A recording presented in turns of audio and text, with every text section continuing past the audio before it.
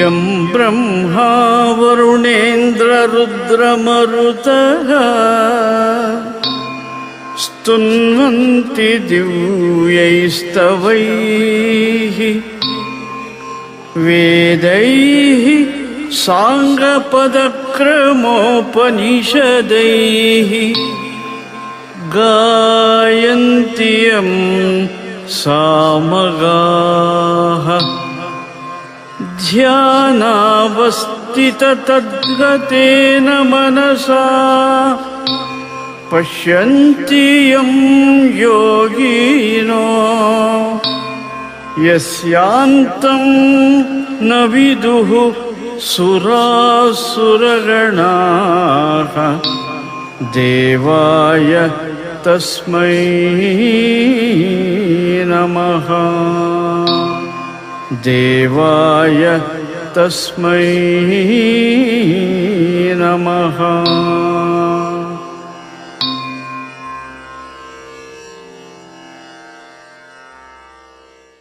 शंकराचार्य सच्छिष्यं ज्ञानिराजं तपस्विनं नैष्कर्म्य सिद्धिकर्तारं सुरेश्वरमहं भजे। भारती करुणापात्रं भारती पदभूषणं भारती पदमारूढं भारती तीर्थमाश्रये। विद्या विनय संपन्नं वीतरागं विवेकिनं वन्दे वेदांत तत्त्वज्ञं विधुशेखर भारतीं वन्दे तं सच्चिदानन्दं यतिवर्यं महामतिं वेद वेदांत सारज्ञं सद्गुरुं प्रणतोऽस्म्यहम् श्रीगुरुं प्रणतोऽस्म्यहम्। सदाहं सम्प्रदायज्ञं संयमीन्द्रं सदाश्रयं सद्गुरुं सच्चिदानन्दं सदाचारं समाश्रये। श्रीमच्छंकर भगवत्पूज्य पादमहासद्गुरुभ्यो नमः। श्री श्री सुरेश्वराचार्य सद्गुरुपादुकाभ्यां नमः। श्री श्री सच्चिदानंदेन्द्र सरस्वती सद्गुरुपादुकाभ्यां नमः। ओम शांति शांति शांति। नमो नमः सद्गुरुपादुकाभ्यां।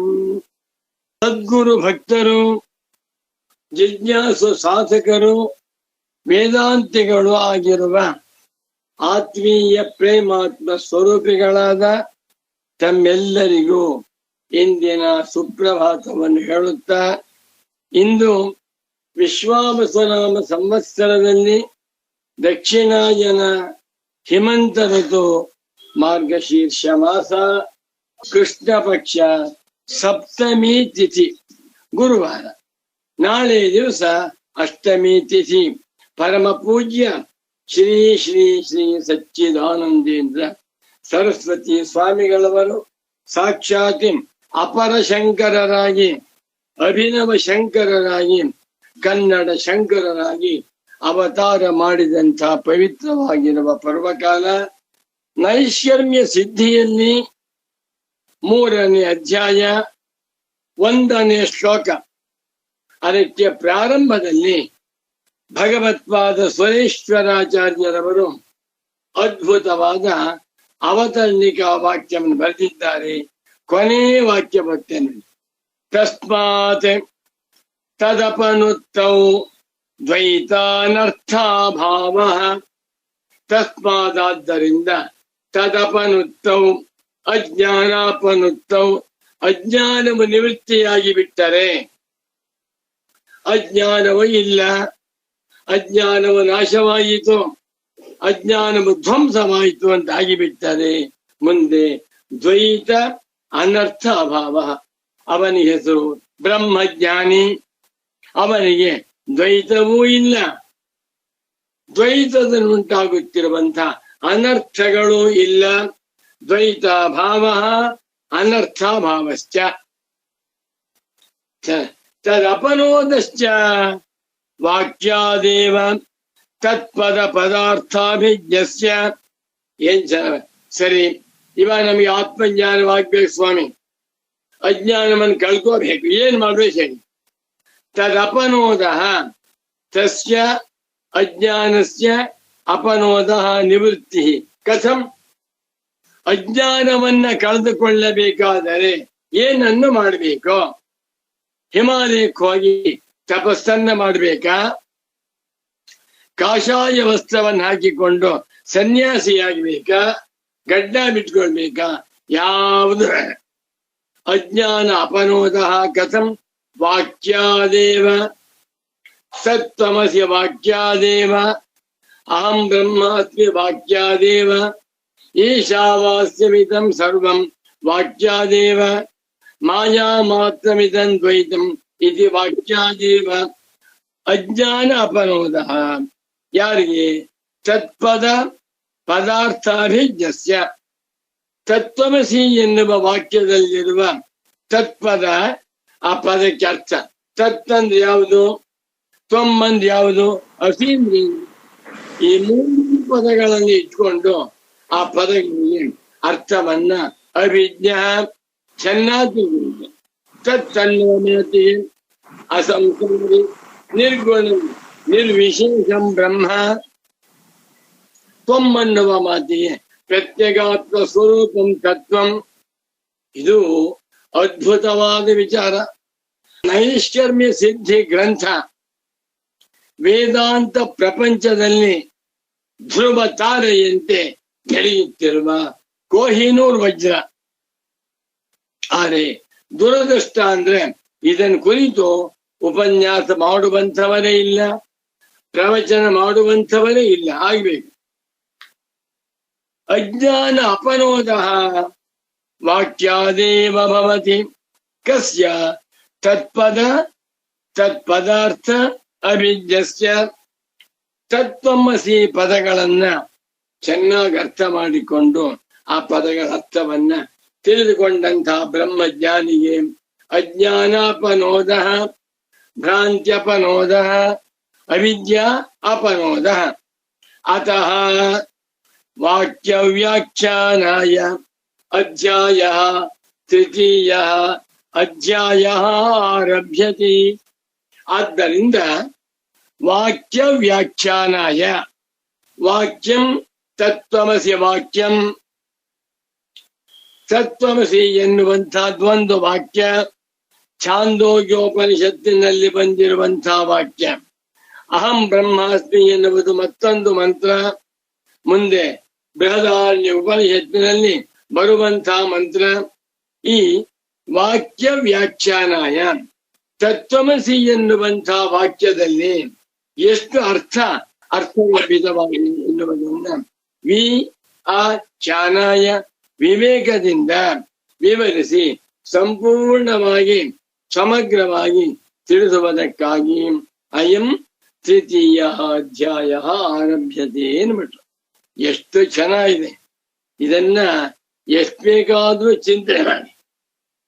The more you contemplate on the meaning of the sentence Tattvamasi, you are going to get more benefited. ಮುಂದಕ್ಕೆ ಹೋಗ್ತೀನಿ. ಅಥ ಸುರೇಶ್ವರಾಚಾರ್ಯಾಣಾಂ ನೈಷ್ಕರ್ಮ್ಯ ಸಿದ್ಧೌ ತೃತೀಯಾಧ್ಯಾಯೇ ಪ್ರಥಮ ಶ್ಲೋಕ. ಮೂರನೇ ಅಧ್ಯಾಯದಲ್ಲಿ ಪ್ರಥಮ ಶ್ಲೋಕ. ಗಟ್ಟಿ ಮಾಡಿಬಿಡಿ, ತುಂಬಾ ಚೆನ್ನಾಗಿದೆ. ಶ್ರೀ ಸುರೇಶ್ವರಾಚಾರ್ಯ ಉವಾಚ ಯದಾ ನ ತತ್ವಮಸ್ಯಾದೇಃ ಬ್ರಹ್ಮಾಸ್ಮೀತ್ಯವಗಚ್ಚತಿ ಪ್ರಧ್ವಂಸಾಹಂ ಮಮೋ ನೈತಿ ತದಾ ಗೀರ್ಮನಸೋ ಸೃತಿಂ. ನಮೋ ನಮಃ ಸಚ್ಚಿದಾನಂದೇಂದ್ರ ಸರಸ್ವತಿ ಸದ್ಗುರು ಪಾದುಕಾಭ್ಯಾಂ. ಮನಸೋಃ ಗೀರ್ಮನಸೋಃ ಶ್ರುತಿಂ ಸ್ಮೃತಿಂ ಅಲ್ಲ, ಶ್ರುತಿಮ್ಮು ಅಲ್ಲ, ಶ್ರುತಿಂ. ಮೂರು ಶಬ್ದಗಳಿವೆ. ಒಂದು ಶ್ರುತಿ, ಮತ್ತೊಂದು ಸ್ಮೃತಿ, ಮತ್ತೊಂದು ಶ್ರುತಿ. ಇಲ್ಲಿ ಶ್ರುತಿ. ಶ್ರುತಿ ಅಂದ್ರೇನು? ಗತಿಂ ಸೃಗತೌ ಧಾತು. ಸರ್ಪತಿ ಇತಿ ಶ್ರುತಿ. ಈ ಶ್ಲೋಕಕ್ಕೆ ಪೂಜ್ಯ ಸುರೇಶ್ವರಾಚಾರ್ಯರವರು ಒಂದು ಅವತರಣಿಕಾ ವಾಕ್ಯ ಬರೆದಿದ್ದರು. ಓದ್ತೇನೆ ನೋಡಿ. ತತ್ರ ಯಥೋಕ್ತೇನ ಪ್ರಕಾರೇಣ ತತ್ವಮಸ್ಯಾದಿ ವಾಕ್ಯೋಪನಿವಿಷ್ಟ ಪದ ಪದಾರ್ಥಯೋಃ ಕೃತಾನ್ವಯ ವ್ಯತಿರೇಕ ನಾ. ಶ್ಲೋಕದಲ್ಲಿರುವ ನಾ ಎನ್ನುವ ಶಬ್ದಕ್ಕೆ ಹಿಂದಿನ ವಾಕ್ಯ ಅನ್ವಯ ರೂಪವಾಗಿದೆ. ತಿಳಿಸ್ಕೋಬೇಕು. ಯಥೋಕ್ತೇನ ಪ್ರಕಾರೇಣ, ಹಿಂದೆ 2ನೇ ಅಧ್ಯಾಯದಲ್ಲಿ ತಿಳಿಸಿರುವ ಕ್ರಮದಿಂದ ತತ್ವಮಸ್ಯಾದಿ ವಾಕ್ಯೋಪನಿವಿಷ್ಟ ಪದ ಪದಾರ್ಥಯೋ ಕೃತಾನ್ವಯ ವ್ಯತಿರೇಕ. ಏನ್ ಸ್ವಾಮಿ ನೈಶ್ಚರ್ಯ ಸಿದ್ಧಿ ಅಂದ್ರೆ ಇದನ್ನ 1 ತಿಂಗಳು 2 ತಿಂಗಳು ಓದ್ ಮುಗಿಸುವುದಲ್ಲ, ಜೀವಮಾನ ಪರ್ಯಂತ ಅನುಸಂಧಾನ ಮಾಡ್ತಾರೆ. ಕೃತಾನ್ವಯ ವ್ಯತಿರೇಕ. ಅನ್ವಯಶ್ಚ ವ್ಯತಿರೇಕಶ್ಚ ಅನ್ವಯ ವ್ಯತಿರೇಕೌ. ಕೃತೌ ಅನ್ವಯ ವ್ಯತಿರೇಕೌ ಯೇನ ಸಹ ಕೃತಾನ್ವಯ ವ್ಯತಿರೇಕ ಮುಮುಕ್ಷುಃ ಅಥವಾ ಅಧ್ಯಾತ್ಮ ಸಾಧಕ ಅಥವಾ ತತ್ವ ಜಿಜ್ಞಾಸು. ಹಿಂದೆ 2ನೇ ಅಧ್ಯಾಯದಲ್ಲಿ ತಿಳಿಸಿರುವಂತೆ ವಿಚಾರ ಮಾಡಿರುವ ಕ್ರಮದಿಂದ ತತ್ವಮಸ್ಯಾದಿ ವಾಕ್ಯ, ತತ್ವಮಸಿ ಅಹಂ ಬ್ರಹ್ಮಾಸ್ಮಿ ಅಯಮಾತ್ಮ ಬ್ರಹ್ಮ ಪ್ರಜ್ಞಾನಂ ಬ್ರಹ್ಮ ಈಶಾವಾಸ್ಯಮಿದಂ ಸರ್ವಂ ಬ್ರಹ್ಮೈವೇದಂ ಸರ್ವಂ, ಇನ್ನೊಂದು ಆತ್ಮೈವೇದಂ ಸರ್ವ ಇತ್ಯಾದಿ. ಇದೇ ಮುಂತಾಗಿರುವ ಇಲ್ಲಿ ಪ್ರಕೃತ ತತ್ವಮಸಿ ವಾಕ್ಯ ಉಪನಿವಿಷ್ಟ. ತತ್ವಮಸಿ ಎನ್ನುವಂಥ ವಾಕ್ಯದಲ್ಲಿ ಉಪನಿವಿಷ್ಟ ಅಡಕವಾಗಿರುವಂಥ ಪದ, 3 ಪದ.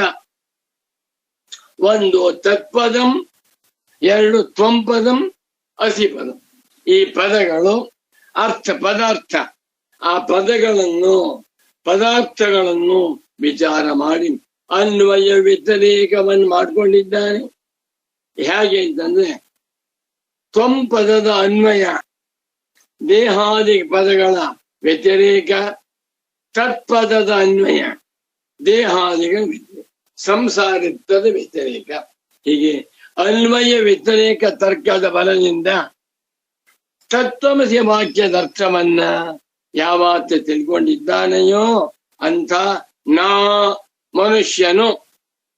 ಈ ಶ್ಲೋಕಕ್ಕೆ ಪದ ವಿಭಾಗವನ್ನು ಮಾಡ್ತೇನೆ, ನೋಡ್ಕೊಳ್ಳಿ, ಚೆನ್ನಾಗಿದೆ. ಯದಾ ನಾ ತತ್ವಮಸ್ಯಾದೇಹೇ ಬ್ರಹ್ಮ ಅಸ್ಮಿ ಇತಿ ಅವಗಚ್ಚತಿ ತದ್ವಂಸಾಹಂ ಮಮ ನ ಏತಿ 10 ತದಾ ಗೀರ್ಮನಸೋ ಶ್ರುತಿಂ 13. ಅದ್ಭುತ. ಇದನ್ನು ಓದ್ತಾ ಇದ್ದ ಬ್ರಹ್ಮಾಂಡವಾಗಿತ್ತು. ಈ ಒಂದು ನೈಷಮ್ಯ ಸಿದ್ಧಿಗೆ ಪರಮ ಪೂಜ್ಯ ಸಚ್ಚಿದಾನಂದೇಂದ್ರ ಸರಸ್ವತಿ ಮಹಾಸ್ವಾಮಿಗಳವರು ಅವರ 88ನೇ ವಯಸ್ಸಿನಲ್ಲಿ ಪರಿಪಕ್ವ ಅವಸ್ಥೆಯಲ್ಲಿ ಬ್ರಾಹ್ಮಿ ಸ್ಥಿತಿಯಲ್ಲಿ ಇದ್ದುಕೊಂಡು ಇದಕ್ಕೆ ಕ್ಲೇಶಾಪಹರಣಿ ವ್ಯಾಖ್ಯಾನ ಬರೆದಿದ್ದಾರೆ. ಅದ್ಭುತವಾಗಿದೆ. ಈ ಪೀಠಿಕಾ ಭಾಗಕ್ಕೆ ಸುಮಾರು 10 ಪುಟ ಕ್ಲೇಶಾಪಹರಣಿ ಬರೆದಿದ್ದಾರೆ. ತುಂಬಾ ಚೆನ್ನಾಗಿದೆ. ನಾನು ಯಾಕೆ ಓದ್ತಾ ಇಲ್ಲ ಅಂದ್ರೆ ಲೇಟ್ ಆಗ್ಬಿಡುತ್ತೆ, ತುಂಬಾ ಸಮಯವಾಗುತ್ತಲ್ಲ ಅಂತ ಓದ್ತಾ ಇಲ್ಲ. ಎಷ್ಟು ಬೇಕಾದ್ರೂ ಹೇಳ್ಬೋದು. ಈಗ ಅನ್ವಯ ಹೇಳ್ತೇನೆ, ನೋಡ್ಕೊಳ್ಳಿ. ತತ್ವಮಸ್ಯಾದೇಹೇ ವಾಕ್ಯಸ್ಯ ಅಹಂ ಬ್ರಹ್ಮಾಸ್ಮಿ ಇತಿ ನಾ ಯದಾ ಅವಗಚ್ಚತಿ ಆಯ್ತಲ್ವೇ? ತದಾ ಅಯಂ ಬ್ರಹ್ಮವಿದ್ ತದ್ವಂಸಾಹಂ ಮಮ ಭೂತ್ವಾ ಗೀರ್ಮನಸೋ ಶ್ರುತಿಂ ನ ಏತಿ. ಅಬ್ಬ, ಬ್ರಹ್ಮಾನಂದ ಧ್ಯೇಯ. ಏನೋ ಬ್ರಹ್ಮಾನಂದ ಅಂದ್ರೆ ಸತ್ವೇನಾಗುತ್ತೆ ಅಂತಲ್ಲ. ಈ ಶ್ಲೋಕಕ್ಕೆ ಅರ್ಥವನ್ನ ಮಾಡಿಕೊಂಡು ಅನುಭವದಲ್ಲಿ ಅದನ್ನ ಕಂಡುಕೊಂಡ್ಬಿಟ್ಟು ಅದೇ ಮೋಕ್ಷ.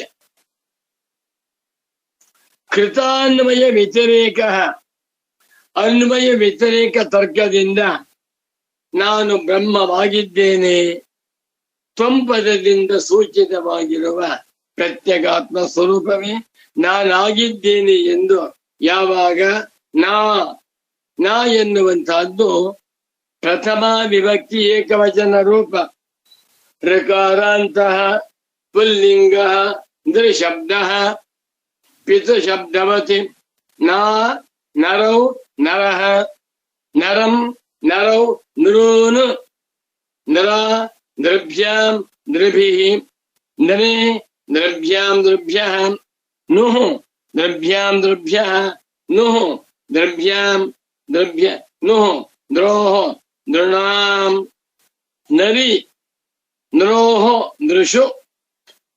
ಪಿತೃ ಶಬ್ದದಂತೆ ರೂಪ. ಇದೇ ಶಬ್ದವನ್ನ ಸುರೇಶ್ವರಾಚಾರ್ಯರವರು 1ನೇ ಅಧ್ಯಾಯದ 1:39 ನೋಡಿ, ಅಲ್ಲೊಂದ್ ಕಡೆ ಬ್ರಾಹ್ಮಣ್ಯಾಧ್ಯಾತ್ಮಕೆ ದೇಹೇ ಲಾತ್ವಾನಾತ್ಮೇತಿ ಭಾವನಾ ಶ್ರುತಿ ಕಿಂಕರತಾಮೇತಿ ವಾಂಗ್ಮನ ಕಾಯಕರ್ಮಸು.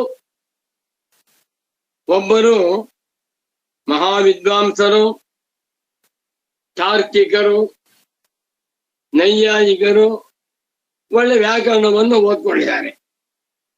ನಾನು ಅವರಿಗೆ ಒಂದು ಪ್ರಶ್ನೆ ಹಾಕ್ತೆ, ಯಾವುದೇ ಶ್ಲೋಕ ಕೊಟ್ಟು ಅರ್ಥ ಹೇಳ್ತೇನೆ ಶರ್ಮಾಜಿ ಇಂದ್ರು. ಈ ಶ್ಲೋಕ ಕೊಟ್ಟೆ, ಅವರು ಅರ್ಥವನ್ನು ಪದಚ್ಛೇದ ಮಾಡಿ ಅಂತೆ.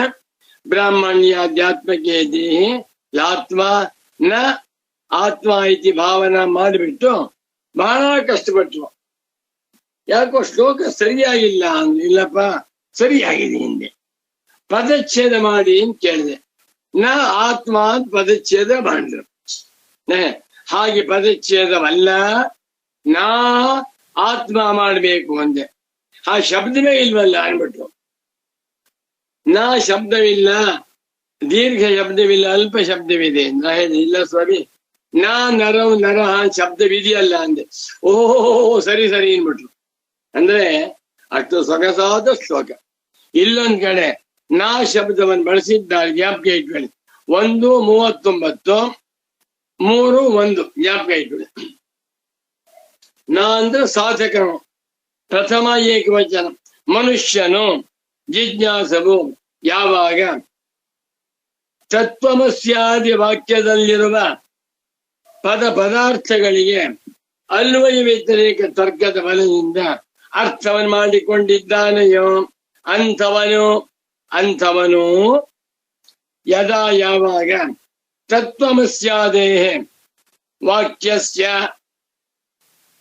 ಅಥವಾ ತತ್ವಮಸ್ಯಾದೇಹ ವಾಕ್ಯಾತ್ ತತ್ವಮಸಿ ಮುಂತಾಗಿರುವಂತಹ ವಾಕ್ಯದ ಸಹಾಯದಿಂದ, ಏನ್ ನೋಡಿ ವಾಕ್ಯಕ್ಕೆ ಎಂಥ ಶಕ್ತಿ ಇದೆ ಸ್ವಾಮಿ. ಮಾತು ಅದ್ಭುತ. ಯಾರನ್ನಾದ್ರೂ ಬೈದು ಬಿಟ್ರೆ, ಬಹಳ ಮಹತ್ತರನ್ನ ದೊಡ್ಡ ವ್ಯಕ್ತಿಗಳನ್ನ ನಿಂದೆ ಮಾಡಿಬಿಟ್ರೆ ತುಂಬಾ ಅಪಾಯ. ಬೇಡ, ಮಾತು ಕಂಟ್ರೋಲ್ ಇರಬೇಕು, ನಮ್ಮ ಅಧೀನವಾಗಿರ್ಬೇಕು. ಇಲ್ಲಿ ತತ್ವಮಸಿ ಬರೀ ಶಬ್ದಗಳು, ಅಕ್ಷರ ಪದ, ಆದರೆ ಎಷ್ಟು ಅರ್ಥವಿದೆ. ಮಗು, ಜಿಜ್ಞಾಸು ಸಾಧಕನೇ, ನೀನು ಅಸಂಸಾರಿಯಾದ ಬ್ರಹ್ಮವಾಗಿದ್ದೀಯೇ. ಬಾ, ಗುರುಪದೇಶ. ಅದನ್ನು ಕೇಳಿದ ಕೂಡಲೇ ಇವನು ಅಹಂ ಬ್ರಹ್ಮಾಸ್ಮಿ, ಹೌದು ಗುರುಗಳೇ, ನಾನು ಬ್ರಹ್ಮವಾಗಿದ್ದೇನೆ. ಯೋಗ್ಯನಾದ ಉತ್ತಮೋತ್ತಮನಾಗಿರುವ ಜಿಜ್ಞಾಸು ಸಾಧಕನಿಗೆ ಶ್ರೋತ್ರಿಯ ಬ್ರಹ್ಮನಿಷ್ಠನಾದ ಸಚ್ಚಿದಾನಂದೇಂದ್ರ ಸರಸ್ವತಿ ಸ್ವಾಮಿಗಳಂತಹ ಮಹಾತ್ಮರು, ಮಗು ನೀನು ತತ್ವಮಸಿ ಅಂತ ಉಪದೇಶ ಮಾಡ್ತಾರೆ. ಆ ಉಪದೇಶವನ್ನು ಕೇಳಿಸ್ಕೊಂಡು ಪದಾರ್ಥಗಳ ವಿಚಾರವನ್ನ ಮಾಡುತ್ತಾ ಅನ್ವಯ ವ್ಯತಿರೇಕ ತರ್ಕದ ಬಲದಿಂದ ಅವನು ಅಹಂ ಬ್ರಹ್ಮಾಸ್ಮಿ ಇತ್ಯವಗಚ್ಚತಿ. ಹೌದು ಗುರುನಾಥ, ನಾನು ಬ್ರಹ್ಮವಾಗಿದ್ದೇನೆ, ಬ್ರಹ್ಮೈವಾಹಮಸ್ಮಿ ಎಂದು ಯಾವಾಗ ಅವಗಚ್ಚತಿ ಅನುಭವದಿಂದ ತಿಳಿದುಕೊಳ್ಳುತ್ತಾನೆಯೋ, ಶುಶ್ಚ ಪಾಂಡಿತ್ಯವಲ್ಲ, ಅನುಭವದ ಮಜಾ. ಶ್ರುತಿ ಹೇಳ್ತಾ ಇದೆ, ನೀನು ಇಡೀ ಜಗತ್ತಿಗೆ ಕಾರಣವಾಗಿರುವ ಅಭಿನ್ನ ನಿಮಿತ್ತೋಪಾದಾನ ಕಾರಣವಾಗಿರುವ ಅಸಂಸಾರಿಯಾದ ನಿರ್ಗುಣವೋ ನಿರ್ವಿಶೇಷವೋ ನಿರುಪಾಧಕವಾಗಿರುವ ಪರಬ್ರಹ್ಮವಾಗಿದ್ದೀಯೇ ಎಂದು ತತ್ವಮಸಿ ಹೇಳಿದಾಗ ಬುದ್ಧವಂತ ಇವನು ಸದ್ಗುರುಗಳಲ್ಲಿ ಅಪಾರವಾದ ಭಕ್ತಿ ಇದೆ. ಬಹಳ ಮುಖ್ಯ.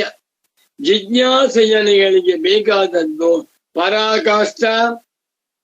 ಗುರುರ್ ಬ್ರಹ್ಮ ಗುರುರ್ ವಿಷ್ಣು ಗುರುರ್ದೇವೋ ಮಹೇಶ್ವರ ಗುರು ಸಾಕ್ಷಾತ್ ಪರಂ ಬ್ರಹ್ಮ ತಸ್ಮೈ ಶ್ರೀ ಗುರವೇ ನಮಃ. ಏನ್ ಸ್ವಾಮಿ ಇದು ಭಾವನ? ನನ್ನ ಪ್ರೀತಿಯ ಪರಮ ಪೂಜ್ಯ ಸಚ್ಚಿದಾನಂದೇಂದ್ರ ಸರಸ್ವತಿ ಸ್ವಾಮೀಜಿಯವರಿಗೆ ಶಂಕರಾಚಾರ್ಯರೇ ಗುರುಗಳು. ಶಂಕರಾಚಾರ್ಯರೇ ನಿಜವಾಗಿರುವಂತಹ ಬ್ರಹ್ಮಜ್ಞಾನಿ ಪುಂಗವರು. ಆ ಗುರು ಭಕ್ತಿಯಿಂದ ಒಬ್ಬ ಸಾಮಾನ್ಯ ಎಳ್ಳಂಬಳಸೆ ಸುಬ್ರಹ್ಮಣ್ಯ ಶರ್ಮರು ಜ್ಞಾನಿ ಪುಂಗವರಾಗಿ ಅದ್ವಿತೀಯ ಬ್ರಹ್ಮನಿಷ್ಠರಾಗಿಬಿಟ್ಟು ಅದ್ಭುತ ಬಿಡಿ. ಆತ್ಮನ ಅನ್ವಯ, ದೇಹಾದಿಗಳ ವ್ಯತಿರೇಕ, ಅಸಂಸಾರಿ ಸ್ವರೂಪದ ಅನ್ವಯ, ಸಂಸಾರಿ ಸ್ವರೂಪದ ವ್ಯತಿರೇಕ. ಇದನ್ನ ಹಿಂದೆ ಬೇಕಾದಷ್ಟು ಹೇಳಿದೆ. ಇದಕ್ಕೆ ಅನ್ವಯ ಹೇಳೋಣ. ಈಗ ಶ್ಲೋಕಕ್ಕೆ ಅನ್ವಯ ಹೇಳ್ತೇನೆ ನೋಡ್ಕೊಳ್ಳಿ. ಕೃತನ್ವಯ ವ್ಯತಿರೇಕ ಯದಾ ತತ್ವಮಸ್ಯಾದೇಹೇ ವಾಕ್ಯಾತ್ ಬ್ರಹ್ಮಾಸ್ಮಿ ಅಹಂ ಬ್ರಹ್ಮಾಸ್ಮಿ ಇತಿ ಅವಗಚ್ಚತಿ ತದಾ ತದ್ವಂಸಾಹಂ ಮಮೋ ಭವತಿ ತದಾ ಸಹ ಬ್ರಹ್ಮವಿತಿ ಗೀರ್ಮನಸೋ ಶ್ರುತಿಂ ನ ಯಾತಿ. ಅನ್ವಯ ಅರ್ಥ ಹೇಳ್ತೀನಿ. ಈಗ ಹಿಂದಿನ ವಾಕ್ಯದಲ್ಲಿರುವ ಕೃತಾನ್ವಯ ವ್ಯತಿರೇಕ ಎನ್ನುವಂತಹ ವಿಶೇಷಣವನ್ನ ಶ್ಲೋಕದಲ್ಲಿರುವ ನಾ ಎನ್ನುವಂತಹ ಶಬ್ದಕ್ಕೆ ಅನ್ವಯ ಮಾಡಿಕೊಳ್ಳಬೇಕು, ವಿಶೇಷಣ ಮಾಡಿಕೊಳ್ಳಬೇಕು. ಮನುಷ್ಯನು ಎಂಥ ಮನುಷ್ಯ? ಕೃತಾನ್ವಯ ವ್ಯತಿರೇಕ ಮನುಷ್ಯ ಸಾಧಕ. ಕೀದೃಶಃ ಸಾಧಕ? ಕೃತಾನ್ವಯ ವ್ಯತಿರೇಕ ಸಾಧಕ. ಎಷ್ಟು ಚೆನ್ನಾಗಿ ಮಾಡ್ಕೊಂಡ್ಬಿಟ್ರೆ ಅವನು ತತ್ವಮಸ್ಯಾದೇಹೇ ವಾಕ್ಯಾತ್ ತತ್ವ. ಇದು ಪಂಚಮಿ ಏಕವಚನ, ಷಷ್ಠಿ ಏಕವಚನ. ತತ್ವಭೇ ಮುಂತಾಗಿರುವಂತಹ ವಾಕ್ಯದ ಬಲದಿಂದ, ವಾಕ್ಯಾರ್ಥ ವಿಚಾರದಿಂದ ಇವನು ಅಹಂ ಬ್ರಹ್ಮಾಸ್ಮಿ, ನಾಹಂ ಸುಬ್ರಾಯ ಶರ್ಮಾ, ನಾಹಂ ಕೃಷ್ಣಮೂರ್ತಿ, ನಾಹಂ ಅನಂತಮೂರ್ತಿ, ನಾಹಂ ರಾಮಕೃಷ್ಣ, ನಾಹಂ ಸಂಜೀವಮೂರ್ತಿ, ಕಿಂತು ಅಹಂ ಬ್ರಹ್ಮಾಸ್ಮಿ ಇತಿ ಯದಾ ಅವಗಚ್ಚತಿ ಇತಿ ಯದಾ ಅನುಭವೇ ಪಶ್ಯತಿ ಅನುಭವತಿ. ಅವನಿಗಿಂತ ಅನುಭವ ಉಂಟಾಗಿ ಬಿಡುತ್ತದೆ. ಇದು ಬರೀ ಪಾಂಡಿತ್ಯ ಪ್ರದರ್ಶನವಲ್ಲ, ಅನುಭವ. ಯಾವಾಗಿಂತ ಅನುಭವ ಉಂಟಾಗೋಯ್ತೋ ಆಗ ಅವನಿಗೆ ಪ್ರಧ್ವಂಸಾಹಂ ಮಮ ಅಹಂಚ ಮಮ ಚ ಅಹಂ ಮಮೇ. ಮಮ ಶಬ್ದ ಅನುಪಂಸಲಿಂಗ. ಅಹಂಚ ಮಮ ಚ ಅಹಂ ಮಮೇ, ನಾನು ಮತ್ತು ನನ್ನದು ಎನ್ನುವ ಭ್ರಮೆ. ಪ್ರಧ್ವಂಸೆ ಅಹಂ ಮಮೇ ಯಸ್ಯ ಸಹ ಪ್ರಧ್ವಂಸಾಹಂ ಮಮಃ. ಅಂಥ ಬ್ರಹ್ಮಜ್ಞಾನಿಯಾದ ಮೇಲೆ ಅವನಿಗೆ ಅಹಂಕಾರವೂ ಇಲ್ಲ, ಮಮಕಾರವೂ ಇಲ್ಲ. ಯಸ್ಯ ನಾಹಂಕೃತೋ ಭಾವಃ ಬುದ್ಧಿರ್ಯಸ್ಯ ನ ಲಿಪ್ಯತೆ ಹತ್ವಾಪಿ ಸ ಇಮಾನ್ ಲೋಕಾನ್ ನ ಹಂತಿ ನ ನಿಬದ್ಧತೆ. ಏನು ಉಪದೇಶ ಸ್ವಾಮಿ, ವೇದಾಂತಗಳ ಸಂದೇಶ ಜ್ಞಾಪಕ ಇಟ್ಕೊಳ್ಳಿ. ಇದು ಪರಿಶುದ್ಧವಾದ ವೇದಾಂತ. ಯಾವಾಗ ಅವನಿಗೆ ಅಹಂ ಬ್ರಹ್ಮಾಸ್ಮಿ ಅಂತ ಅನುಭವವಾಯಿತೋ ಆ ಕೂಡಲೇ ಪ್ರಧ್ವಂಸ ಅಹಂ ಮಮ, ನಾನು ನನ್ನದು ಎನ್ನುವಂತ ಭ್ರಮೆ ಪ್ರಧ್ವಸ್ತ ನಾಶವಾಗಿ. ಪ್ರಧ್ವಸ್ತ ಅಹಂ ಮಮ, ಪ್ರಧ್ವಂಸ ಅಬ್ಸ್ಟ್ರಾಕ್ಟ್ ಡೌನ್ ಭಾವನಾಮ, ಪ್ರಧ್ವಸ್ತ ಜರನ್, ಪ್ರಧ್ವಸ್ತವಾಗಿರುವ ಅಹಂಕಾರ ಮಮಕಾರವುಳ್ಳವನಾಗಿ ಅವನಿಗೆ ಅಹಂಕಾರವೂ ಇಲ್ಲ, ಮಮಕಾರವೂ ಇಲ್ಲ. ಯಸ್ಯ ಸರ್ವೇ ಸಮಾರಂಭಾಃ ಕಾಮ ಸಂಕಲ್ಪ ವರ್ಜಿತಾಃ ಜ್ಞಾನಾಗ್ನಿದಗ್ಧ ಕರ್ಮಾಣಂ ತಮಾಹುಃ ಪಂಡಿತಂ ಬುಧಾಃ. ಏನು ಭಗವದ್ಗೀತೆ ಬೇಕಾದ ವಾಕ್ಯ. ಇವನಿಗೆ ಅಹಂಕಾರ ಮಮಕಾರಗಳಿಲ್ಲ. ಯಾಕೆ? ಅವಿದ್ಯೆ ಇಲ್ವಲ್ಲ. ಅವಿದ್ಯೆಯಿಂದಲೇ ಅಹಂಕಾರ ಮಮಕಾರ ನಮಗೆ ಅರ್ಥ ಆಗಲ್ಲ. ಇದು ಯಾಕೆ? ಆತ್ಮಜ್ಞಾನವಾಗಿಲ್ಲ. ಇದನ್ನೇ ಭಗವತ್ಪಾದ ಶಂಕರರು ಅಧ್ಯಾಸ ಭಾಷೆಯಿಂದ ತಥಾಪ್ಯನ್ಯೋನ್ಯಸ್ಮಿನ್ನನ್ಯೋನ್ಯಾತ್ಮಕತಾಂ ಅನ್ಯೋನ್ಯ ಸರ್ಮಾಂಶಾಧ್ಯಸ್ಯ ಇತರೇತರ ವಿವೇಕೇನ ಅತ್ಯಂತ ವಿವಿಕ್ತಯೋಃ ಧರ್ಮ ಧರ್ಮಿಣೋಃ ಮಿಥ್ಯಾಜ್ಞಾನ ನಿಮಿತ್ತ ಸತ್ಯಾನೃತೆ ಮಿಥುನೀಕೃತ್ಯ ಅಹಮಿದಂ ಮಮೇದಂ ಇತಿ ನೈಸರ್ಗಿಕೋಯಂ ಲೋಕವ್ಯವಹಾರಃ.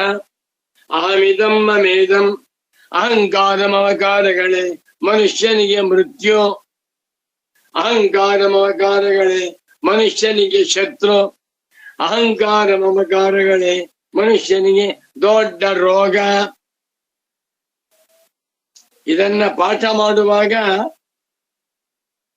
ನನ್ನ ಪರಮ ಪೂಜ್ಯ ಶ್ರೀ ಶ್ರೀ ಸಚ್ಚಿದಾನಂದೇಂದ್ರ ಸರಸ್ವತಿ ಸ್ವಾಮಿಗಳವರು ಒಂದ್ ಕಥೆ ಹೇಳಿದ್ರು, ಜ್ಞಾಪಕ ಬಂದ್ಬಿಡ್ತೀನಿ.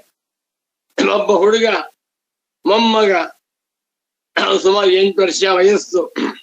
ಅವನಿಗೆ ಬಾದಾಮಿ ಅಂದ್ರೆ ತುಂಬಾ ಇಷ್ಟ. ಒಂದು ಡಬ್ಬದಲ್ಲಿ ಅಜ್ಜ ಬಾದಾಮಿ ತಂದಿಯಾನೆ. ಅವತ್ತಿನ ಕಾಲ ಮಾತು, 100 ಬಾದಾಮಿ ಇದೆ. ಆ ಡಬ್ಬಕ್ಕೊಂದು ಕಂಠ ಇದೆ, ಬಾಟ್ಲು ತರಹ. ಆ ಹುಡುಗ ತಾತ ಬಾದಾಮಿ ಬೇಕು ಅಂದ.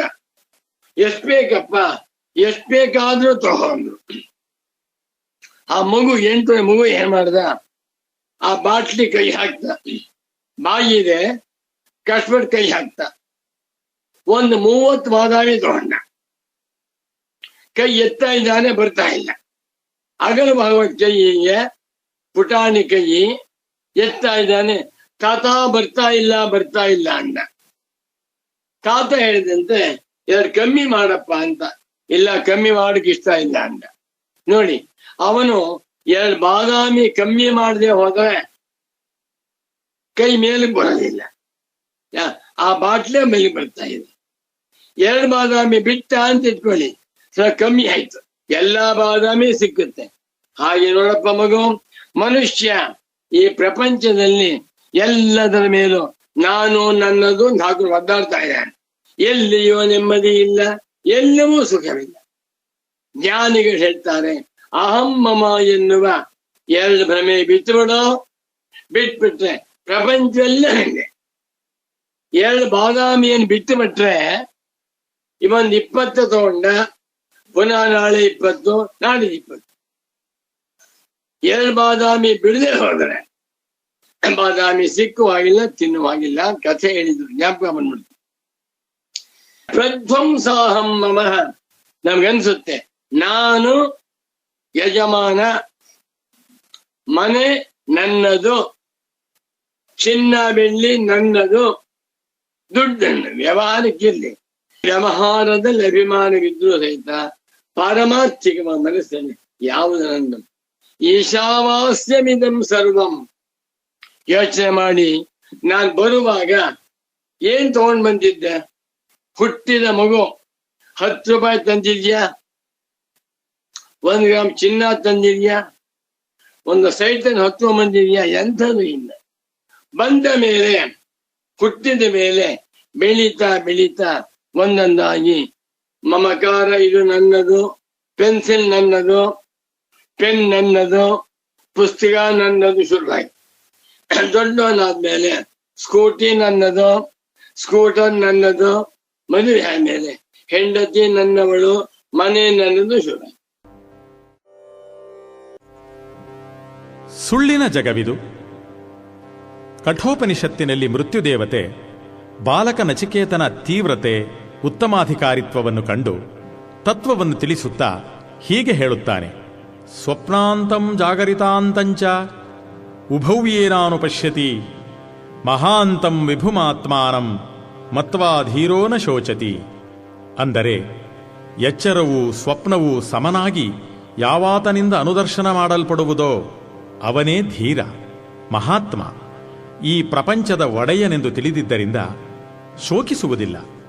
ಶ್ರೀಶ್ರೀಗಳವರು ತಮ್ಮ ಹಾಡಿನಲ್ಲಿ ತೋರಿ ಹಾರುವ ಈ ಮಾಯೆ ಸತ್ಯವಲ್ಲ, ನಮ್ಮೆಲ್ಲರ ಗುರಿ ಆನಂದವೆಂಬ ದಡವನ್ನು ಸೇರಿ ಜನನ ಮರಣದ ಹಿಡಿತದಿಂದ ದೂರಾಗುವುದು ಎಂದು ಹೀಗೆ ಎಚ್ಚರಿಸಿದ್ದಾರೆ.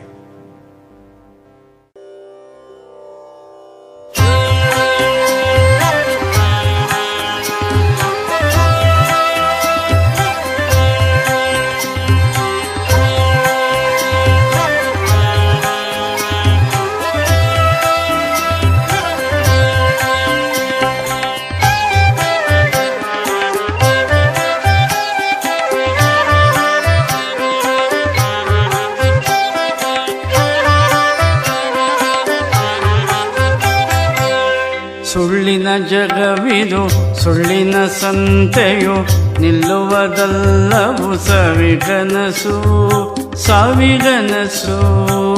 ಸುಳ್ಳಿನ ಜಗವಿದು, ಸುಳ್ಳಿನ ಸಂತೆಯು, ನಿಲ್ಲುವುದಲ್ಲವು ಸಾವಿಗನಸು, ಸಾವಿಗನಸು, ಸಾವಿಗನಸು.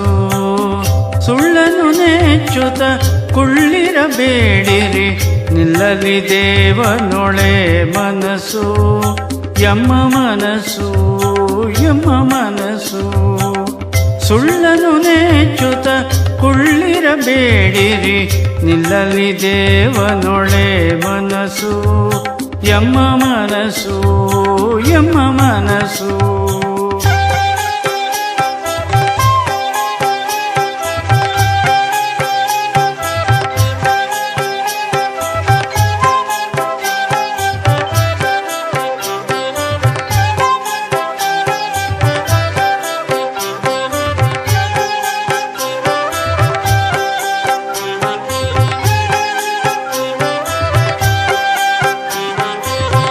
ಒಬ್ಬನೇ ಬರುವನು, ಒಬ್ಬನೇ ಹೋಗುವನ್, ಒಬ್ಬರಿಗೊಬ್ಬರು ಇಲ್ಲಿಲ್ಲ, ಇಲ್ಲಿಲ್ಲ, ಇಲ್ಲಿಲ್ಲ.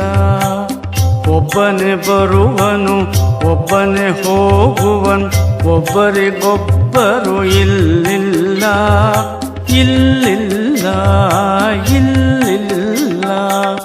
ಒಬ್ಬರ ಹಿಡಿಯುತ್ತಲೂ ಬಿರಬೇಡಿರಿ, ಒಬ್ಬಿಡುವಿರಿ ನಿಜ ಕೊನೆಗೆಲ್ಲ, ನಿಜ ಕೊನೆಗೆಲ್ಲ. ಒಬ್ಬರ ಹಿಡಿಯುತ್ತಲೂ ಬಿರಬೇಡಿರಿ, ಒಬ್ಬಿಡುವಿರಿ ನಿಜ ಕೊನೆಗೆಲ್ಲ, ನಿಜ ಕೊನೆಗೆಲ್ಲ.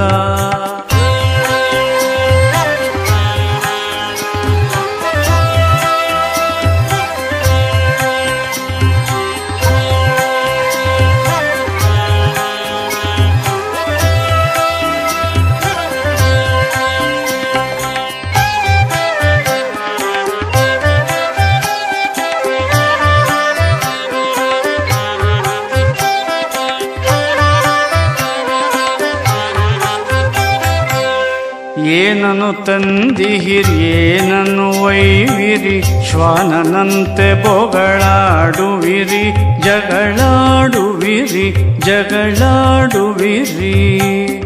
ಏನನ್ನು ತಂದಿಹಿರಿ, ಏನನ್ನು ಒಯ್ವಿರಿ, ಶ್ವಾನನಂತೆ ಬೊಗಳಾಡುವಿರಿ, ಜಗಳಾಡುವಿರಿ, ಜಗಳಾಡುವಿರಿ. ನಾನು ನನ್ನದೆಂಬಿ ಬುದ್ಧಿಯ ಬಿಡಿ, ಮಾನಸ ಶುದ್ಧಿಯ ಕೂಡುವಿರಿ, ಕೂಡುವಿರಿ, ಕೂಡುವಿರಿ. ನಾನು ನನ್ನದೆಂಬಿ ಬುದ್ಧಿಯ ಬಿಡಿ, ಮಾನಸ ಶುದ್ಧಿಯ ಕೂಡುವಿರಿ.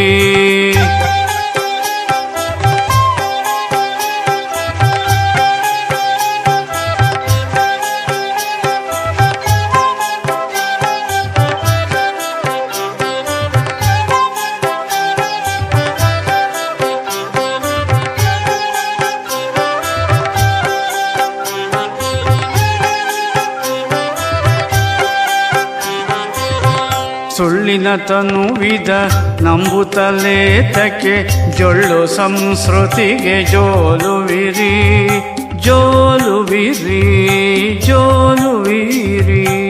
ಸುಳ್ಳಿನ ತನುವಿದ ನಂಬುತ್ತಲೇತಕ್ಕೆ, ಜೊಳ್ಳು ಸಂಸ್ಕೃತಿಗೆ ಜೋಲುವಿರಿ, ಜೋಲುವಿರಿ, ಜೋಲುವಿರಿ.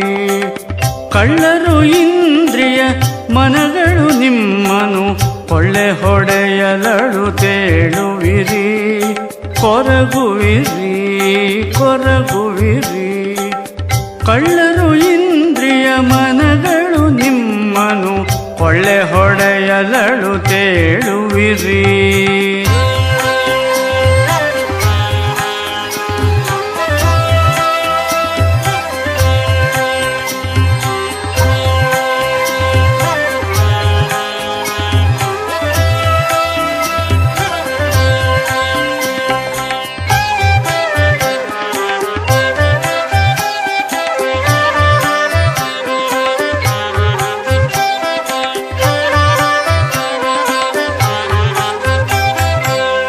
ತೋರಿ ಹಾರುವಿ ಮಾಯೆಯ ತ್ಯಜಿಸಿರಿ, ಪರಮೇಶ್ವರವ ಭಜಿಸುತ್ತಿರಿ, ಭಜಿಸುತ್ತಿರಿ, ಭಜಿಸುತ್ತೀರಿ.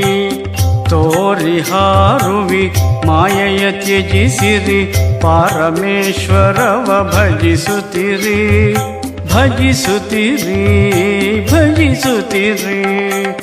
ಸೇರಿರಿ ಶಂಕರ ತೀರವ, ಜನಿ ಮೃತಿ ದೂರರಾಗುವುದೇ ಕಡೆಯ ಗುರಿ. ಸೇರಿರಿ ಶಂಕರ ತೀರವ, ಜನಿ ಮೃತಿ ದೂರರಾಗುವುದೇ ಕಡೆಯ ಗುರಿ, ಕಡೆಯ ಗುರಿ, ಕಡೆಯ ಗುರಿ. ಸುಳ್ಳಿನ ಜಗವಿದು, ಸುಳ್ಳಿನ ಸಂತೆಯು ನಿಲ್ಲುವುದಲ್ಲವು ಸವಿಗನಸು, ಸಾವಿಗನಸು.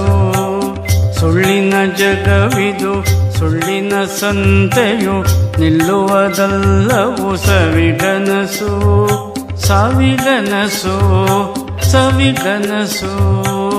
ಸುಳ್ಳನು ನೇಚುತ ಕುಳ್ಳಿರಬೇಡಿರಿ, ನಿಲ್ಲಲಿ ದೇವನೊಳೆ ಮನಸ್ಸು, ಯಮ್ಮ ಮನಸ್ಸು, ಯಮ್ಮ ಮನಸ್ಸು. ಸುಳ್ಳನು ನೇಚುತ ಕುಳ್ಳಿರಬೇಡಿರಿ, ನಿಲ್ಲಲಿ ದೇವನೊಳೆ ಮನಸ್ಸು, ಯಮ್ಮ ಮನಸ್ಸು, ಯಮ್ಮ ಮನಸ್ಸು, ಯಮ್ಮ ಮನಸ್ಸು, ಯಮ್ಮ ಮನಸ್ಸು.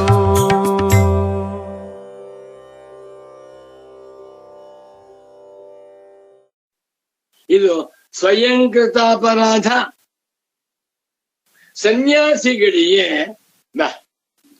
ಅಹಂಕಾರ ಮಮಕಾರವೇ ಯಾವುದು ನಂದಿಲ್ಲ, ನಾನು ಬ್ರಹ್ಮಸ್ವರೂಪನೇ, ನಂದು ಯಾವುದೂ ಇಲ್ಲ. ನನ್ನ ಪರಮ ಪೂಜ್ಯ ಸಚ್ಚಿದಾನಂದೇಂದ್ರ ಸರಸ್ವತಿ ಸ್ವಾಮೀಜಿಯವರೇ ಇದಕ್ಕೆ ಒಳ್ಳೆ ಉದಾಹರಣೆ. ಪ್ರಧ್ವಂಸಾಹಂ ಮಮಃ, ಅಹಂಕಾರವನ್ನು ಮಮಕಾರವನ್ನು ಪ್ರಧ್ವಸ್ತ ಸಂಪೂರ್ಣವಾಗಿ ನಾಶ ಮಾಡಿಕೊಂಡವನಾಗಿ. ಆಗ ಗೀರ್ ಮನಸೋಹೋ, ಗೀಹಿ ಮಾತು, ಮನಸಃ ಮನಸ್ಸು, ಇವುಗಳ ಮಾರ್ಗವನ್ನ, ಸಂಸಾರ ಮಾರ್ಗವನ್ನ ಅವನು ನೈತಿ ಹೊಂದುವುದಿಲ್ಲ. ಪುನಃ ಸಂಸಾರ ಮಾರ್ಗಕ್ಕೆ ಆ ಮಹಾತ್ಮನು ಸಿಕ್ಕಿಕೊಳ್ಳುವುದಿಲ್ಲ. ಕೃತಾರ್ಥನಾಗಿ ಬಿಟ್ಟ ಅಂತ ಅರ್ಥ. ಇದಕ್ಕೆ ಸಚ್ಚಿದಾನಂದೇಂದ್ರ ಸರಸ್ವತಿ ಸ್ವಾಮಿಗಳು ಎಷ್ಟು ವಿಸ್ತಾರ ಬರೆದಿದ್ದಾರೆ. ಅವತರಣಿಕೆ ನೋಡಿ, ಬ್ರಹ್ಮಾನಂದ ಸ್ವಾಮಿ 160ನೇ ಪುಟದಿಂದ 170ನೇ ಪುಟ, ಇನ್ನೇನು ಬೇರೆ ಕೆಲಸವೇ ಇಲ್ಲ. 88ನೇ ವಯಸ್ಸಿನಲ್ಲಿ ಇದನ್ನು ಬರೆದಿದ್ದಾರೆ ಅಂದ್ರೆ ನೀವು ಅರ್ಥ ಮಾಡ್ಕೊಳ್ಳಿ. ಸ್ವಾಮಿಗಳು ಎಂಥವು ನಾನು ಹೇಳ್ಬೇಕಾದ್ದಿಲ್ಲ. ಒಬ್ಬ ಮಹಾತ್ಮ, ಒಬ್ಬ ವಿರಕ್ತ ರಾಜನಾದ ಸನ್ಯಾಸಿ 88ನೇ ವಯಸ್ಸಿನಲ್ಲಿ ನೈಷ್ಕರ್ಮ್ಯ ಸಿದ್ಧಿಗೆ ಕ್ಲೇಶಾಪಹರಣಿ ಎನ್ನುವಂತಹ ವ್ಯಾಖ್ಯಾನವನ್ನ ಬರೆದಿದ್ದಾರೆ ಅಂದ್ರೆ ಈ 3ನೇ ಅಧ್ಯಾಯದ ಅವತರಣಿಕಾ ಭಾಗಕ್ಕೆ 10 ಪುಟ ಬರೆದಿದ್ದಾರೆ ಅಂದ್ರೆ ಅವರೆಂಥ ಮಹಾತ್ಮರು, ತಪಸ್ವಿಗಳು, ಯತಿವರೇಣ್ಯರು, ಜ್ಞಾನಿ ಪುಂಗವರು, ಜೀವನ್ಮುಕ್ತರು, ಏನ್ ಬೇಕಾದ್ರೂ ಹೇಳಿ ಎಲ್ಲವೂ ಹೊಂದುತ್ತಾನೆ. ಈಗ ಅದ ಟಚ್ ಮಾಡ್ತಾ ಇಲ್ಲ, ನೀವೇ ನಿಧಾನ ಓದ್ಕೊಳ್ಳಿ. ಈಗ ನಾನು ಇವತ್ತಿನ ಶ್ಲೋಕಕ್ಕೆ ಪೂಜ್ಯ ಸಚ್ಚಿದಾನಂದೇಂದ್ರ ಸರಸ್ವತಿ, ಅದು ಜೋರಾಗಿ ಇದೆ, 1 ಪುಟ ಇದೆ. 1 ಶ್ಲೋಕಕ್ಕೆ 1 ಪುಟ ಮಿನಿಮಮ್. ಇವು ರಾಮ್ ಅಂದ್ರೆ ಅಷ್ಟೊಂದು ಅರ್ಥ ಇದೆ, ಅಷ್ಟೊಂದು ಅರ್ಥ ಇದೆ ನೋಡಿ. ಇದಕ್ಕೊಂದು ಹೆಡ್ಡಿಂಗ್ ಕೊಡ್ತಾರೆ ಮೇಲ್ಗಡೆ, ವಾಕ್ಯಾದೇವ ಅವಾಕ್ಯಾರ್ಥ ಪ್ರತಿಪತ್ತಿ. ಅದ್ಭುತವಾದ ಸೆಂಟೆನ್ಸ್. ಅವಾಕ್ಯಾರ್ಥ ಪ್ರತಿಪತ್ತಿ, ತತ್ವಮಸಿ ಎನ್ನುವಂತ ವಾಕ್ಯಕ್ಕೆ ಉಂಟಾಗಬೇಕಾಗಿರುವ ಅರ್ಥ ಅವಾಕ್ಯಾರ್ಥ, ಅಪದಾರ್ಥ ಅವಾಕ್ಯಾರ್ಥ ಜ್ಞಾನ ಉಂಟಾಗಬೇಕು. ಹಾಗುಂಟಾಗುವುದರಿಂದ ವಾಕ್ಯಾದೇವ ತತ್ವಮಸಿ ಎನ್ನುವ ವಾಕ್ಯದಿಂದಲೇ ನಮಗೆ ತತ್ಪದ, ತ್ವಂಪದ, ಅಸಿಪದ 3 ಪದಗಳನ್ನು ಮೀರಿರುವ ಅವಾಕ್ಯಾರ್ಥ ಉಂಟಾಗುತ್ತದೆ. ಇಲ್ಲಿ ಹೆಡ್ಡಿಂಗ್ ಕೊಡ್ತಾ ಇದ್ದಾರೆ, ವಾಕ್ಯಾರ್ಥ ಜ್ಞಾನೇನ ಅವಾಂಗ್ ಮನಸ ಗೋಚರ ತತ್ವರೂಪೇಣ ಅವಸ್ಥಾನಂ. ಅಬ್ಬಾ ಇದಕ್ಕೆ ಬ್ರಹ್ಮಾನಂದ ಬೇಕೆ. ವಾಕ್ಯಾರ್ಥ ಜ್ಞಾನೇನ, ತತ್ವಮಸಿ ಎನ್ನುವಂತ ವಾಕ್ಯದ ಅರ್ಥವನ್ನ ತಿಳಿದುಕೊಂಡರೆ ಅದರಿಂದ ಅವ ಮನಸ ಗೋಚರ, ವಾಕ್ಯಗೋ ಮನಸ್ಸಿಗೋ ಗೋಚರವಲ್ಲದ ತತ್ವರೂಪೇಣ ಪರಮಾರ್ಥ ಸ್ವರೂಪದಿಂದ ಅವಸ್ಥಾನ ಸಾಧಕನು ನೆಲೆಗೊಳ್ಳುತ್ತಾನೆ. ನಾನು ವಾಕ್ಯಾರ್ಥ ಪ್ರತಿಬಂಧ ತ್ವಂ ಪದಾರ್ಥ ವಿವೇಕಾತಿ ಅಪನುದ್ಯತೆ ಇತ್ಯುಕ್ತಂ.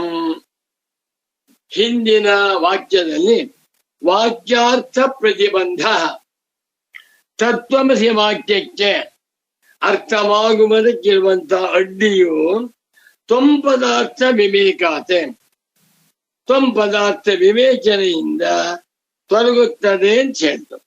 ತಥಾಪಿ ಪದಾರ್ಥ ಸಂಸರ್ಗಸ್ಯ ಅನಿವಾರಣಾತೆ ಕಥಂ ವಾಕ್ಯ ಮಾತ್ರಾತಿ ನಿರ್ವಿಶೇಷಂ ಅವಾಕ್ಯಾರ್ಥಂ ವಿಜಾನೀಯಾತ್ ಇತಿ ಒಂದು ಪ್ರಶ್ನೆ ಹಾಕೋತಾ ಇದ್ದಾರೆ.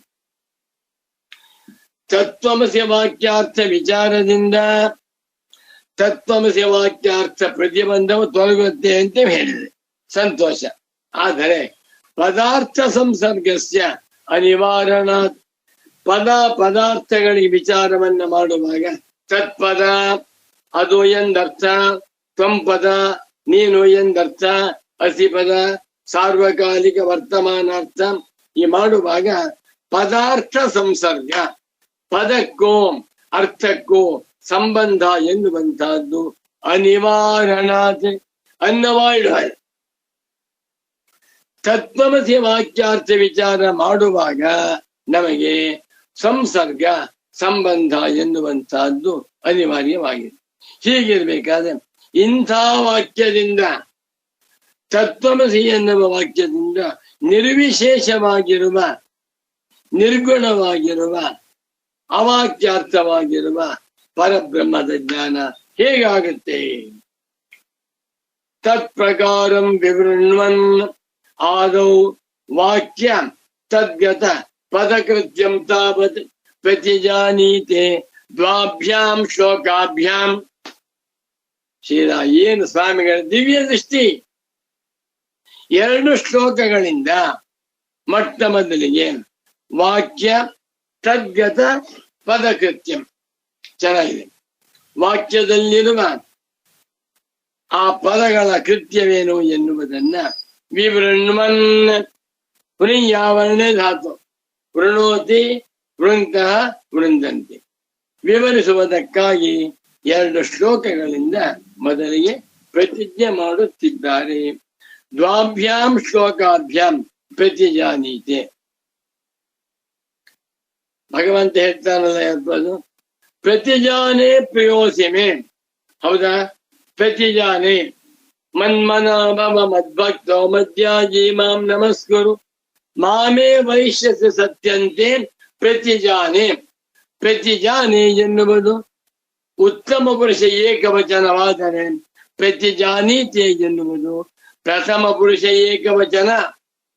ಏನ್ ಗುರುಗಳ ಪಾಠಕ್ರಮವೂ ಆನಂದ, ವಾಕ್ಯ ರಚನೆಯೂ ಆನಂದ, ಗುರುಗಳೇ ಬ್ರಹ್ಮಾನಂದ. ನೀವೇನಾದರೂ ನಿಮ್ಮ ಜೀವನದಲ್ಲಿ ಬ್ರಹ್ಮಾನಂದವನ್ನು ಕಾಣಬೇಕು ಅಂತಿದ್ರೆ ಸಚ್ಚಿದಾನಂದೇಂದ್ರ ಸರಸ್ವತಿ ಸ್ವಾಮಿಗಳನ್ನ ಜ್ಞಾಪಕ ಮಾಡ್ಕೊಂಡ್ಬಿಡಿ ಸಾಕು. ತತ್ರ ದ್ವಿತೀಯಾಧ್ಯಾಯಾರ್ಥ ಮನೂದ್ಯ ವಾಕ್ಯಾರ್ಥ ಜ್ಞಾನ ಫಲಮಾಹ. 2ನೇ ಅಧ್ಯಾಯದ ಅರ್ಥವನ್ನು ಅನುವಾದ ಮಾಡಿಕೊಂಡು ತತ್ವಮಸಿ ವಾಕ್ಯಕ್ಕೆ ಏನರ್ಥವಾಗಿದೆ ಎನ್ನುವುದನ್ನು ಹೇಳ್ತಾ ಇದ್ದಾರೆ. ಈಗ ತತ್ರ ಇತ್ಯಾದಿ ಅವತಾರಿಕಾ ಪೂರ್ವಕಂ ಗೀರ್ಮನಸೋಹ ಸ್ಥಿತಿಂ ಇತ್ಯಂತೇನ ಶ್ಲೋಕೇನ ರಾಮ ಅವತರಣ ಪೂರ್ವಕವಾಗಿ ಮಾಡಿಕೊಂಡು ಗೀರ್ಮನಸೋಹ ಸ್ಥಿತಿ ಅನ್ನುವವರೆಗೆ ಅನುವಾದವಾಗ್ತಾ ಇದೆ. ಪದ ಪದಾರ್ಥಯೋ ಕೃತಾನ್ವಯ ವ್ಯತಿರೇಕ ಪದಸ್ಯ ಪದಾರ್ಥಸ್ಯ ಚ ವಿವೇಕಂ ಕೃತವಾನ್ ಬ್ರಹ್ಮಾತ್ಮಾವಗತಿಂ ಯದಾ ಪ್ರಾಪ್ನೋತಿ. ಅರ್ಥ ಮಾಡ್ತಾ ಇದ್ದಾರೆ. ಅನ್ವಯ ವ್ಯತಿರೇಕವನ್ನ ಮಾಡಿಕೊಂಡು ಯಾವಾಗ ಪದಕ್ಕೂ ಪದಾರ್ಥಕ್ಕೂ ವಿವೇಕವನ್ನ ಮಾಡಿಕೊಂಡು ಬ್ರಹ್ಮಾತ್ಮಾವಗತಿಂ ಅಹಂ ಬ್ರಹ್ಮೈವಾಸ್ಮಿ ಎನ್ನುವಂತ ಬ್ರಹ್ಮಾತ್ಮ ಅವಗತಿಯನ್ನು ಮಾಡಿಕೊಳ್ಳುತ್ತಾನೆಯೋ ಆಗ ಗೀರ್ಮನಸೋಹೋ ಶ್ರುತಿ ನೈತಿ ಮಾತು ಮತ್ತು ಮನಸ್ಸಿನ ಮಾರ್ಗವನ್ನ ಹೊಂದುವುದಿಲ್ಲ ಎಂದು ಯೋಜನ ಅನ್ವಯವನ್ನ ಮಾಡಿಕೊಳ್ಳಬೇಕು. ಅಥವಾ ಪದ ವಿಷಯೇ ಪದಾರ್ಥ ವಿಷಯೇ ಚ ಕೃತಾನ್ವಯ ವ್ಯತಿರೇಕ. ಪದ ಮತ್ತು ಪದಾರ್ಥದ ವಿಷಯದಲ್ಲಿ ಅನ್ವಯ ವ್ಯತಿರೇಕವನ್ನ ಮಾಡಿಕೊಂಡರೆ ಅಂತ ಬೇಕಾದ್ರೂ ಮಾಡು. ಸಪ್ತಮ್ಯಂತೆ ಏವ ಪದೇ ಪದ ಪದಾರ್ಥಯೋ ಇದೆ. ಇದನ್ನ ಸಪ್ತಮಿ ವಿಭಕ್ತಿ ಅಂತಲೂ ಮಾಡ್ಕೋಬಹುದು ಸಾಕು. ಸಮಸ್ತ ಪದಾವಯವತ್ವೇನ ಗ್ರಾಹ್ಯೇ ತತ್ರ ಪದ ವಿಷಯೇ ಅನ್ವಯ ವ್ಯತಿರೇಕವು. ಒಂದು ಪದದ ವಿಷಯದಲ್ಲಿ ಅನ್ವಯ ವ್ಯತಿರೇಕ. ತತ್ವಮಸಿ ಅಹಂ ಬ್ರಹ್ಮಾಸ್ಮಿ ಇತ್ಯಾದಿ ವಾಕ್ಯೇಶು ಇದೇ ಮುಂತಾಗಿರುವ ವಾಕ್ಯಗಳಲ್ಲಿ ಪದಕ್ಕನ್ವಯ ತತ್ಪದ ಬ್ರಹ್ಮಪದ ಇತ್ಯಾದೀನಿತು ಪ್ರಕೃತ ಜಗತ್ಕಾರಣ ವಸ್ತು ಪರಾಣಿ. ಪ್ರಕೃತವಾಗಿರುವಂತಹ ಜಗತ್ಕಾರಣವಾಗಿರುವ ಬ್ರಹ್ಮವನ್ನು ಹೇಳ್ತಾ ಇವೆ. ವಾಕ್ಯಾರ್ಥ ಸಂದರ್ಭ ಪರ್ಯಾಲೋಚನೆಯ ನಿರ್ಧಾರಣ ಫಲಕವು ಈ ತತ್ಪದ ತ್ವಂಪದಗಳನ್ನು ತೆಗೆದುಕೊಂಡು ವಾಕ್ಯಾರ್ಥವನ್ನು ವಿಚಾರ ಮಾಡಿದಾಗ ನಮಗೆ ನಿರ್ಣಯವಾಗುತ್ತದೆ ಅಹಂ ಬ್ರಹ್ಮಾಸ್ಮಿ. ಪದಾರ್ಥ ವಿಷಯೇ ತ್ವಂ ಪದಾರ್ಥ ನ ದೇಹಾದಿ. ತ್ವಂ ಅನ್ನುವಂತಹ ಪದಕ್ಕೆ ಅರ್ಥ ದೇಹಾದಿಗಳಲ್ಲ. ಮತ್ತೇನೆಂದರೆ ಸರ್ವಾಂತರ ಪ್ರತ್ಯಗಾತ್ಮಭೂತಂ ಚೈತನ್ಯಮೇವ. ಎಲ್ಲರಿಗೂ ಪ್ರತ್ಯಗಾತ್ಮನಾಗಿರುವ ಚೈತನ್ಯವನ್ನೇ ತ್ವಂ ಪದಕ್ಕರ್ಥ ಅಂತ ಮಾಡ್ತಾರೆ. ತತ್ಪದಾರ್ಥಸ್ತು ತತ್ವಮಸಿ ಇದೆಯಲ್ಲ, ತತ್ಪದಕ್ಕರ್ಥವೇನು? ನೇರಸ್ಥ ಸರ್ವ ಸಂಸಾರ ಧರ್ಮಕಂ ಬ್ರಹ್ಮ ಸಂಜ್ಞಕಂ ವಸ್ತು. ಯಾವ ಸಂಸಾರದ ಸಂಬಂಧವೂ ಇಲ್ಲದಿರುವ ಪರಬ್ರಹ್ಮ ಎನ್ನುವ ಹೆಸರಿನ ವಸ್ತುವನ್ನ ತತ್ಪದಕ್ಕರ್ಥ ಅಂತ ಮಾಡು. ಇದು ಸರ್ವತ್ರ ಪದಾರ್ಥಾನುಗಮೇನ ನಿರ್ಧಾರಣ ಫಲಕ. ಹೀಗೆ ವಿಚಾರ ಮಾಡಿ ತಿಳ್ಕೊಳ್ತಾ ಬಂದ್ರೆ ಆಂ ಬ್ರಹ್ಮಾಸ್ಮಿ ಅಂತ ಅರ್ಥ ಆಗ್ಬಿಡುತ್ತೆ. ಏವಂಚ ಹೀಗೆ ವಾಕ್ಯೇ ಯೇ ತತ್ವಂ ಪದೇ, ಇದು ಪ್ರಥಮ ವಿಭಕ್ತಿ ನಪುಂಸಕಲಿಂಗ ದ್ವಿವಚನ. ವಾಕ್ಯದಲ್ಲಿ ಯತ್ ಯೇ ಯಾನಿ, ಯಾಯವೇ ಅಲ್ಲ, ಯಾವ, ತತ್ವಂ ಪದೇ, ತತ್ ತ್ವಂ ಪದೇ, ತತ್ವಂ ಅನ್ನುವಂತಹ ಎರಡು ಪದಗಳು ಉಂಟ. ಯೌಚ ತಯೋರರ್ಥಂ ಪುಲ್ಲಿಂಗ, ಆ ತತ್ಪದಕ್ಕೂ ತ್ವಂಪದಕ್ಕೂ ಯಾವ್ದು ಅರ್ಥಗಳೋ ತಯೋ ಕೃತಾನ್ವಯ ವ್ಯತಿರೇಕ, ಅವುಗಳಿಗೆ ಅನ್ವಯ ವ್ಯತಿರೇಕವನ್ನು ಮಾಡಿಕೊಳ್ಳುತ್ತಾ ಬಂದರೆ ಯದಾ ಬ್ರಹ್ಮಾಸ್ಮೀತ್ಯವಗಚ್ಚತಿ, ಅವನಿಗೆ ಸಹಜವಾಗಿ ಅಹಂ ಬ್ರಹ್ಮೈವಾಹಮಸ್ಮಿ ಎನ್ನುವಂತ ಅನುಭವವನ್ನು ಹೊಂದುತ್ತಾನೆ ಎಂದು ಶ್ಲೋಕಸ್ಥೇನ, ಶ್ಲೋಕದಲ್ಲಿರುವಂತಹ ಶಬ್ದಗಳಿಗೆ ಅನ್ವಯ ಮಾಡ್ಕೊಳ್ಳಿ ಎಂದು ಗುರು ಇದು ಪ್ರದರ್ಶಿತ ಶ್ಲೋಕಂ ಪಡೆದೆ. ಏನು ಯದಾ ನಾ ಮುಮುಕ್ಷು, ಇದು ಋಕಾರಾಂತ ಪುಲ್ಲಿಂಗ ನೃ ಶಬ್ದ ಪ್ರಥಮ ವಿಭಕ್ತಿ ಏಕವಚನೆ ರೂಪಂ. ಮುಮುಕ್ಷುವು ಮುಮುಕ್ಷು ಪುರುಷ ತದ್ಧಸ್ತಾಹಂ ಮಮ ಸಮನಂತರ ಪೂರ್ವಾಧ್ಯಾಯೋಕ್ತ ಪ್ರಕಾರೇಣ ಅಹಂ ಮಮತ್ವ ಯತ್ನೇಚ್ಛಾದೀನ ಅನಾತ್ಮತ ಮಿಥ್ಯಾತ್ವಂಚ ಆಕಲಯ್ಯ.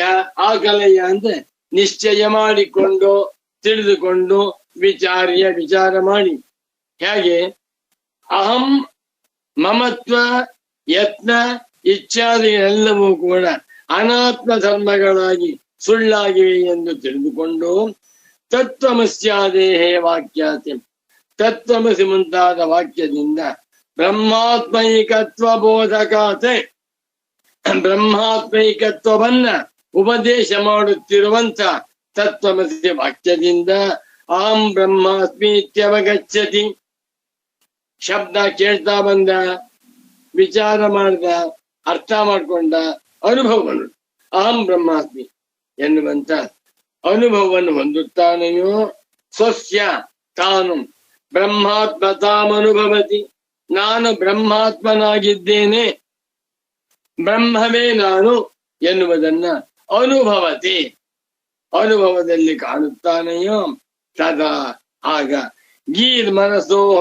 ಶ್ರುತಿಂ ವಾಂಗ್ ಮನಸಯೋಹ ಗೋಚರತಾಂ ನೈತಿ, ವಾಕ್ಕು ಮನಸ್ಸಿಗಳ ಮಾರ್ಗವನ್ನ ಮೀರಿ ಹೋಗುತ್ತಾನೆ. ವಾಂಗ್ ಮನಸ ವ್ಯವಹಾರ ಅತೀತ ನಿರ್ವಿಶೇಷ ವಸ್ತು ಆತ್ಮನೈವಾವತಿಷ್ಠತೆ. ಎಷ್ಟರ ಬೈತ ಸ್ವಾಮಿ. ವಾಂಗ್ ಮನಸ್ಸುಗಳನ್ನ ಮೀರಿರುವ ನಿರ್ವಿಶೇಷವಾದ ಬ್ರಹ್ಮ ಸ್ವರೂಪನೇ ನಾನು ಎಂದು ತಿಳಿದುಕೊಂಡು ಅವತಿಷ್ಠತೆ, ಆ ಸ್ವರೂಪದಲ್ಲಿ ನೆಲೆಗೊಳ್ಳುತ್ತಾನೆ. ಯಾವಾಗ ತತ್ವಮಸಿ ವಾಕ್ಯಾರ್ಥವನ್ನ ಅನುಭವದ ವಿಚಾರ ಮಾಡಿ ತಿಳಿದುಕೊಂಡಾಗ ಅಂತ ತಾತ್ಪರ್ಯ. ಏನ್ ಹೇಳೋಣ, ಎಷ್ಟು ಬೇಕಾದ್ರೂ ವಿಚಾರ, ಇಡೀ ರಾತ್ರಿಯಲ್ಲೇ ವಿಚಾರ ಮಾಡ್ಬೇಕು, ಕೂತ್ಕೊಂಡು ಕೇಳ್ಬೇಕು ನಾವು. ಶ್ರೀ ಸುರೇಶ್ವರಾಚಾರ್ಯ ಉವಾಚ ಯದಾ ನಾ ತತ್ವಮಸ್ಯಾದೇಹ ಬ್ರಹ್ಮಾಸ್ಮೀತ್ಯವಗಚ್ಚತಿ ತದ್ಭಸ್ತಾಹಂ ಮಮೋ ನೈತಿ ತದಾ ಗೀರ್ಮನಸೋ ಶ್ರುತಿಂ. ನಮೋ ನಮಃ ಸಚ್ಚಿದಾನಂದೇಂದ್ರ ಸರಸ್ವತಿ ಸದ್ಗುರು ಪಾದುಕಾಭ್ಯಾಂ ಕಾನಿಲಾಜ್ಞಬ್ಧರಿತ್ರ್ಯಂತಂ ಸರ್ಪಣೀವೋದ್ಗತಂ ಮತಯತಃ ದ್ವಾಂತಚ್ಛಿದೇ ನಮಸ್ತಸ್ಮೈ ಹರಯೇ ಬುದ್ಧಿ ಸಾಕ್ಷಿಣಿ ಅಲಬ್ಧ್ವಾತಿಶಯಂ ಯಸ್ಮಾತ್ ವ್ಯಾವೃತ್ತಾಸ್ತಮವಾದಯಃ ಗರೀಯಸೇ ನಮಸ್ತಸ್ಮೈ ಅವಿದ್ಯಾ ಗ್ರಂಥಿ ಭೇದಿನಿ. ನಮೋ ನಮಃ ಸದ್ಗುರು ಪಾದುಕಾಭ್ಯಾಂ.